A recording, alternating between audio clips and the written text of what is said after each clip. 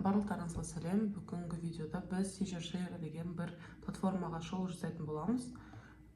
Бұл сайтқа біз Google немесе Safari деген бір кез келген желіден кіре аламыз. Ең бірінші кірген кезде бізде осы жерде осындай бір басты беті шығады. Бұл сайт жасанды интеллектке негізделген болғандықтан біз өзіміздің сабағымызға тапсырмалар жасау үшін, ашық сұрақтары бар тапсырмалар және тесттік сұрақтары бар тапсырмалар жасау үшін осы сайтты қолдана аламыз. Мысалы, мен биология сабағыма бір тапсырма жасағым келсе, мен ең алдымен сабағым тақырыбын, яғни мысалы қан айналым жүйесі. Және қасына міндетті түрде біз қазақша жаз деп жазып кетуіміз керек, себебі бұл жасанды интеллект болғандықтан бізге басқа тілде беруі әбден мүмкін. Енді күтеміз. Бұл сайт бізге жай ғана ақпарат емес, бізге бір оқушыларға бере алатындай бір worksheet жасап береді. Менің ойымша бұл өте ыңғайлы. Міне осылай шығады.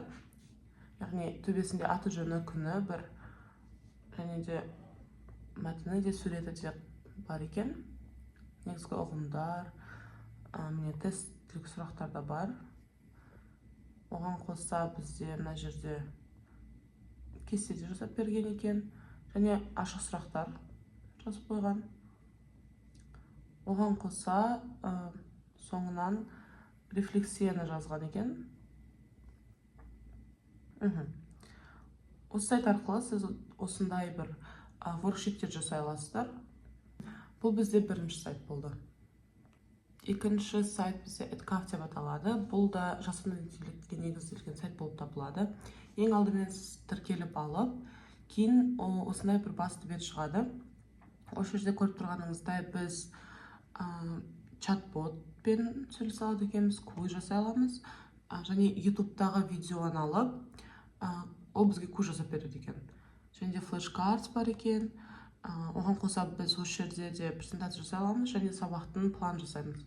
Маған YouTube-дағы квиз қызық болып тұр, мысалы, біз осы жерде YouTube-дағы видеоның ссылкасын көрсетіп қою керекпіз. Мен ағылшынша бір видео алдым.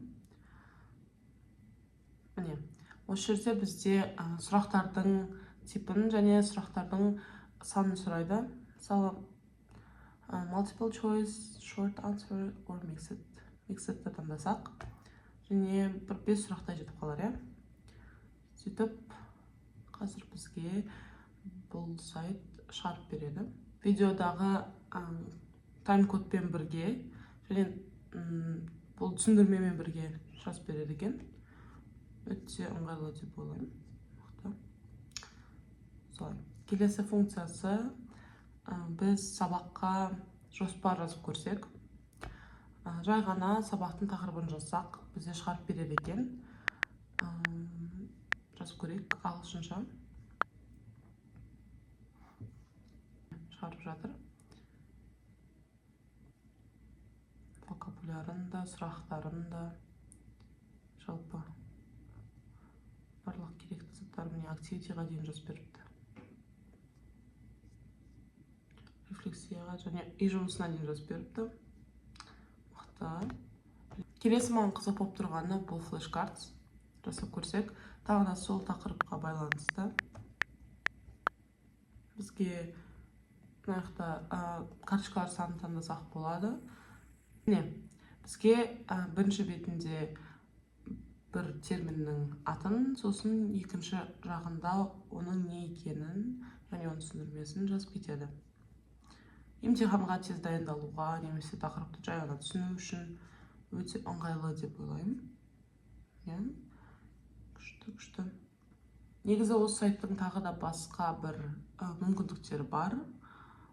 Оны сіздер өздеріңіз сабақтарыңызға негізделіп жасап көрсеңіздер болады.